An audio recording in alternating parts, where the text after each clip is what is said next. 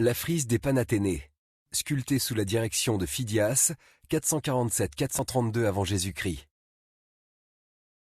La frise des Panathénées, qui se déroulait de manière continue sur les quatre côtés du Parthénon, est exceptionnelle par ses dimensions, le nombre de personnages figurés et la beauté des sculptures.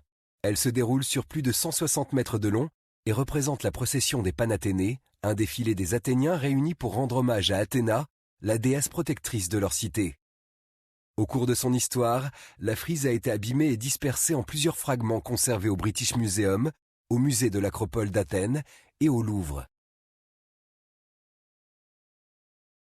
Au milieu du 5e siècle avant Jésus-Christ, Périclès, l'un des principaux dirigeants de la démocratie athénienne, propose la reconstruction des temples de l'Acropole. Ceux-ci avaient été détruits 30 ans plus tôt par les Perses lors des guerres médiques. Périclès choisit Phidias pour créer les décors sculptés du Parthénon et diriger les travaux. À cette époque, Phidias est un artiste célèbre. Il est à la fois sculpteur, peintre et architecte. Pour le Parthénon, il décide des décors, sculpte lui-même une partie de la frise et réalise aussi une immense statue en bois d'Athéna de 9 mètres de haut, recouverte d'or et d'ivoire. La frise du Parthénon représente le défilé du peuple athénien lors de la célébration des Grandes Panathénées. Tous les 4 ans, cette grande fête avait lieu à Athènes en l'honneur de la déesse Athéna. Des concours de musique, des courses et des luttes étaient organisés. La fête s'achevait par une procession des habitants d'Athènes qui partaient des portes du Dipylone pour aller vers l'Acropole. Ils apportaient à la statue sacrée d'Athéna, qui se trouvait dans l'Erechtheion, une nouvelle tunique brodée d'or, qu'on appelait un péplos. Sur la frise, plus de 350 personnages sont représentés, tous différents.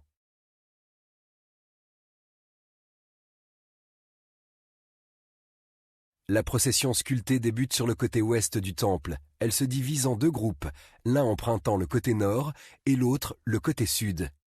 Les 2 groupes se rejoignent au-dessus de l'entrée du côté est, sous le regard des dieux qui observent le cortège. Cette frise donne une impression de vie. Les personnages avancent d'un même pas ou échangent des regards. Le jeu des drapés finement sculptés entretient les impressions de mouvement et de fluidité.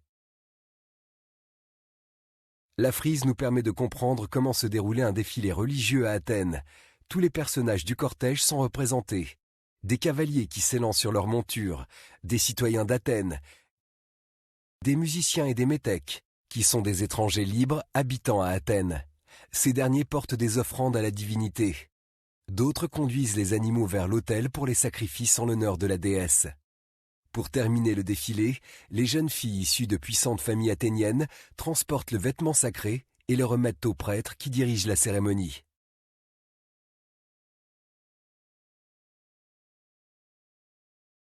La frise et les autres décors du Parthénon étaient sculptés dans le marbre blanc extrait des carrières d'Athènes. Les sculptures des frontons sont en volume et celles des métopes en haut relief, car ces décors devaient être bien visibles d'en bas. Le bâtiment mesurait plus de 12 mètres de haut. Éclairées directement par le soleil, ces sculptures créaient des ombres qui animaient les personnages.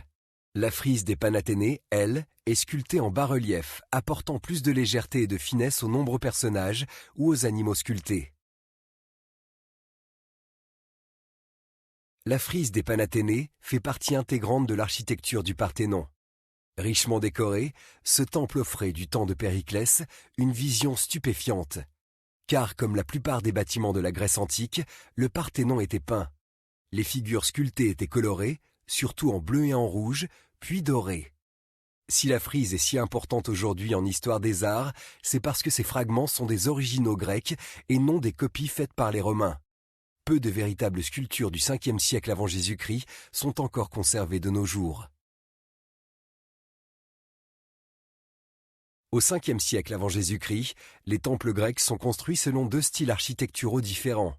Le style dorique se caractérise par des chapiteaux de colonnes simples avec, au-dessus, un décor de métopes et triglyphes. Le style ionique, lui, comporte des chapiteaux à volutes et un décor en frise continu sur les 4 côtés de l'édifice. Contrairement aux autres temples, le Parthénon associe des éléments des 2 styles. La colonnade extérieure avec chapiteaux et décors doriques et sur les murs intérieurs, une frise ionique qui fait le tour du bâtiment.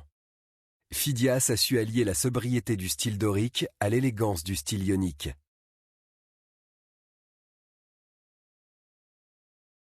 Les décors du Parthénon témoignent de la puissance d'Athènes au 5e siècle avant Jésus-Christ. Chaque fronton était décoré de 20 figures de grande taille, finement travaillées. Le fronton à l'est représentait la naissance d'Athéna et celui de l'ouest, la dispute entre Athéna et Poséidon pour la possession de l'Attique. Les sculptures des métopes symbolisaient la lutte des Grecs contre les Perses et la victoire de la civilisation sur la barbarie. Elles mettaient en scène géants, amazones et centaures. Ces décors racontent la gloire d'Athéna et le triomphe des Athéniens.